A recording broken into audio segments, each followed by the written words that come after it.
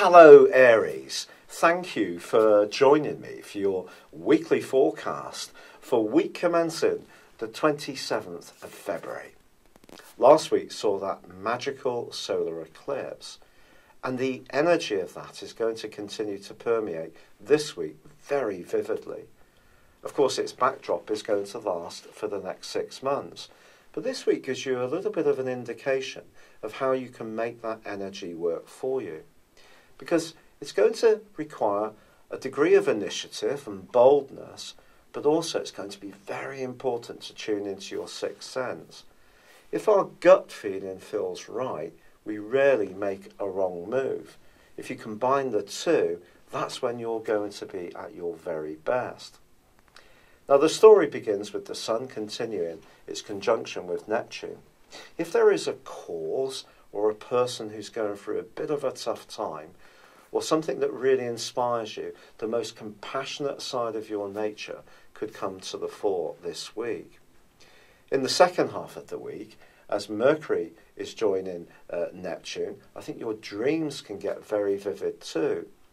It's funny, but something could happen in one of these that you can apply to your everyday situation. But Mars, of course, your ruling planet, did combine from the middle of last week with Uranus, the planet of unpredictability. When these two get together, it really is a go for it now, think about it later vibe. And of course, they're in opposition with Jupiter then, and they retain that this week.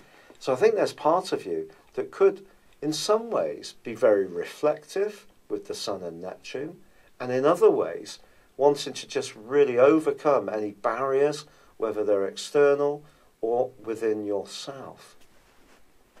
The combination between Mars and Uranus also saw them together from the last half of last week, squaring up with Pluto. Well, that did create the potential for some politics. Fortunately, that has eased away. But if there is something that you feel you need to liberate yourself from, this is a great week to go for it, as long as you're aware of the emotional dimensions of this. Now, Venus, the planet of love, which has been in your sign for some while, does go into a retrograde on Sunday.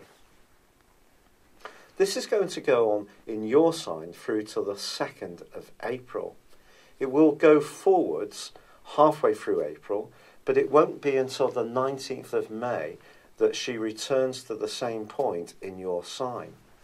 If you do go through a period of deep reflection around a close alliance during that period of time, it really wouldn't be much of a surprise. It's also possible, Aries, that someone from your past could get in touch, come back into your situation. This may be done discreetly. It's possible that if you do want to make any soundings in this regard, you will want to keep it confidential, or perhaps it will be them. But the quarter moon, which is stirred on Sunday too, does make it important not to get too caught up in what might be and try to stay factual in your approach. There is a bit of a swirling mist that comes from this quarter moon, which can distort facts and figures, or even what people tell you, and even if it seems a bit of harmless gossip. So keep your cards close to your chest. But if you really want to go for it, you want to be innovative, and you have a great idea, the role of Saturn cannot be underestimated this week. It's providing an anchoring to both Mars and also Uranus. And if you believe in what you're trying to do, and you've done the necessary research, and your facts and figures are clear, listening to your hunches can guide your final decision, but it's going to be your drive and risk-taking nature that really can see you push forwards in a hugely dynamic way. It's been a real pleasure being with you. Thank you for joining me. Good luck and goodbye for now.